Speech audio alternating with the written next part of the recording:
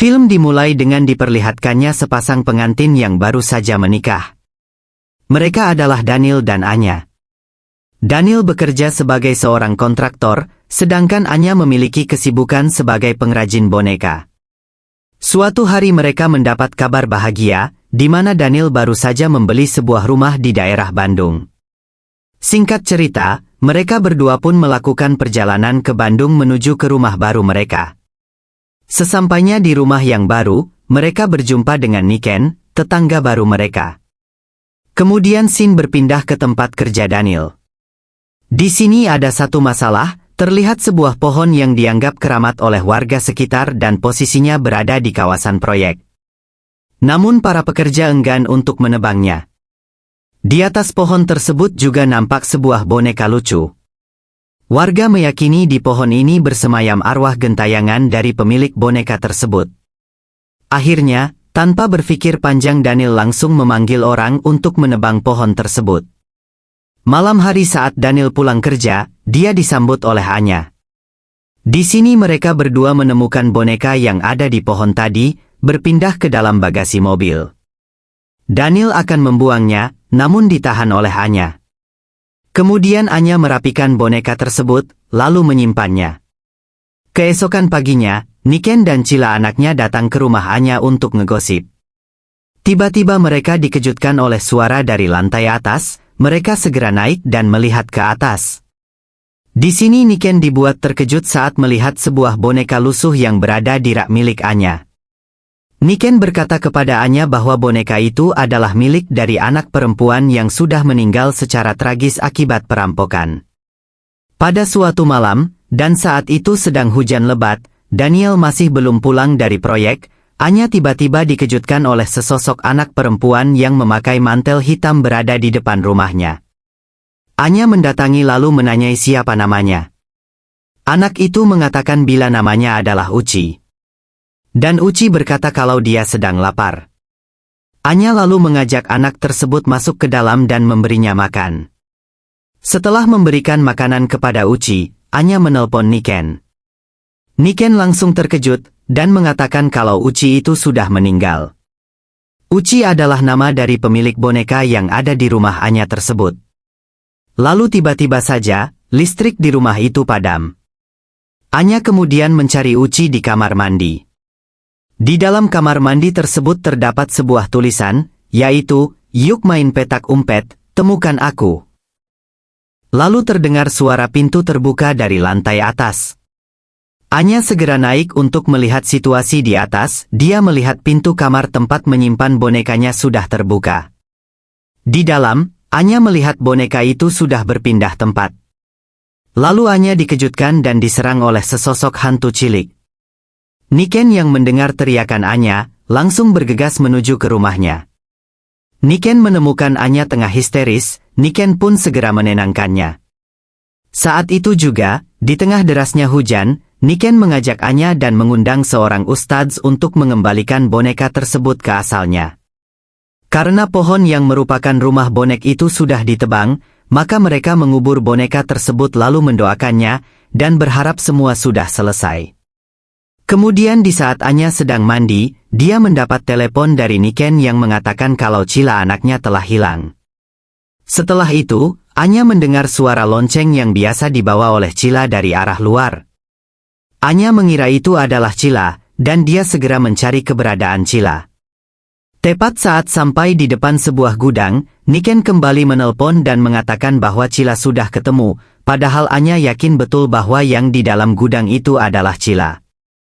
Anya pun memberanikan diri untuk masuk ke dalam gudang. Lalu di dalam sebuah almari Anya kembali melihat boneka yang dikubur tadi sudah berada di situ. Tiba-tiba Anya kembali diserang oleh hantu Uci lagi. Beruntungnya, Daniel sudah pulang dari proyek dan segera menolong Anya yang histeris. Anya sangat ketakutan dan nampak ada luka pada punggungnya. Keesokan paginya, Niken datang ke rumah Anya. Niken menceritakan kisah mistis tentang boneka tersebut. Tiba-tiba saja, Daniel mendapatkan telepon dari tempat proyek dan langsung bergegas pergi. Di tempat proyek, ada satu masalah lagi. Warga sekitar berdemo di depan proyek karena orang yang menebang pohon keramat itu meninggal akibat diganggu oleh hantu Uci. Bos Daniel pun marah besar dan mengancam akan memecat Daniel jika masalah ini tidak secepatnya diselesaikan. Malam pun tiba, saat sedang tidur Anya kembali mendengar suara di kolong tempat tidurnya. Saat Anya mencoba mengeceknya, ternyata tidak ada apa-apa. Tapi tiba-tiba, hantu Uci sudah ada di hadapannya dan langsung menyerangnya. Ini sontak membuat Daniel pun terbangun dan langsung menolong Anya. Daniel kembali melihat Anya terluka, dan kali ini lukanya berada di kakinya. Dan teror pun terus berlanjut. Tiba-tiba pintu kamar mandi digedor-gedor, dan saat Daniel masuk, dia melihat boneka tersebut dan kamar mandinya penuh dengan tulisan-tulisan khas dari boneka itu. Keesokan harinya, terlihat seorang wanita yang bernama Bularas yang merupakan seorang paranormal. Dia baru saja mendapatkan telepon dari Pak Ustadz, dan Pak Ustadz meminta bantuannya untuk menangani masalah boneka berhantu di rumah Daniel dan Anya. Malam pun tiba, Bularas datang ke rumah Anya dan segera melakukan ritual untuk berkomunikasi dengan hantu Uci. Bularas berhasil berkomunikasi dengan hantu Uci. Dia mencoba merayu dan akan memindahkan boneka itu ke pohon yang baru. Namun Uci menolak untuk meninggalkan rumah tersebut, karena ada sebuah dendam yang harus dibayar dengan kematian. Tiba-tiba saja, Anya kembali mendapat serangan dari hantu Uci. Tapi hal tersebut masih bisa diatasi oleh Bularas. Bularas lalu meminta bantuan kepada beberapa ustadz untuk memaksa Uci pergi dari rumah tersebut, dan akan mengikat suci di dalam boneka miliknya itu. Namun hantu Uci lebih pandai, saat akan memulai ritual, hantu Uci menyingkir dari rumah tersebut. Hantu Uci berpindah dan menyerang Niken. Bularas dan yang lain segera ke rumah Niken. Mereka mendapati Niken sudah kerasukan hantu Uci. Niken berdiri di lantai atas dalam kondisi leher terikat tali. Tiba-tiba saja, dia mengiris lehernya sendiri. Setelah itu Niken langsung terjun bebas dari atas sehingga terpisahlah kepala Niken dari badannya. Mereka kembali akan melanjutkan ritual, namun hantu Uci kembali mengecoh mereka. Hantu Uci datang ke rumah Bularas dan menemui Sera, anak Bularas. Tiba-tiba terdengar teriakan dari kamar Sera. Bularas yang mendapat telepon dari pembantunya pun langsung bergegas pulang. Sesampainya di rumah, ternyata di dalam kamar Sera enggak ada siapa-siapa.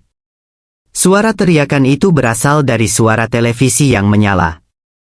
Sementara itu, di rumah Anya tiba-tiba mendapat serangan dari ratusan kelelawar. Anya dan Daniel berusaha menghindari kelelawar-kelelawar tersebut, namun mereka harus terpisah, karena Anya terkunci di dalam kamar penyimpanan boneka miliknya, dan Daniel bersembunyi di kamar lainnya. Semuanya kembali mendapat serangan dari hantu Uci, dan Anya dirasuki oleh hantu Uci. Kemudian Daniel masuk melalui jendela dan berusaha menolong Anya. Anya nampak sedang berdiri menghadap ke pintu. Saat didekati, Daniel langsung digigit oleh Anya yang menyebabkan kulit pipi Daniel terkelupas. Lalu Anya mengambil sebuah gunting dan akan menusuk Daniel. Daniel pun mendorong Anya hingga terjatuh. Kemudian Daniel mendekati Anya, karena mengira dia sudah sadar. Ternyata itu hanya tipuan saja. Anya yang masih kerasukan hantu Uci berhasil menyarangkan gunting tersebut tepat di perut Daniel. Lalu Daniel pun segera berlari keluar. Dia bersembunyi di dalam atap, tapi ternyata Anya sudah ada di sana dan langsung menyerang Daniel dengan membabi buta. Bularas sudah kembali ke rumah Anya. Dia segera masuk ke dalam. Bularas mendapati Daniel yang sudah hampir dihabisi oleh Anya. Dengan segera Bularas mencegahnya, namun Anya langsung berbalik dan malah menyerang Bularas. Setelah itu, Bularas dan dibantu oleh Dani mencoba mengeluarkan paksa arwah Uci dari tubuh Anya.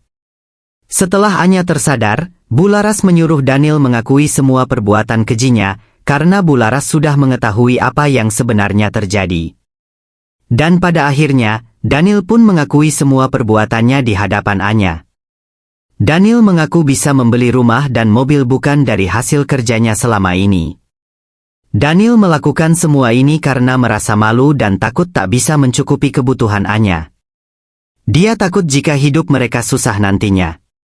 Hingga akhirnya, dia bersama temannya nekat merampok di sebuah rumah dan menghabisi mereka semua. Dan itu adalah keluarga Uchi.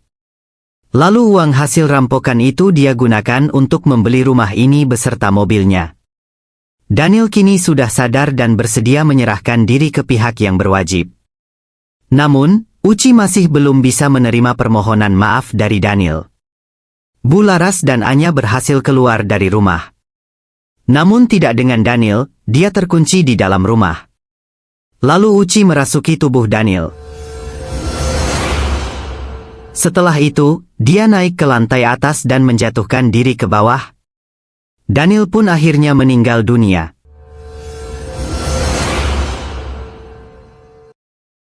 Dan film pun selesai.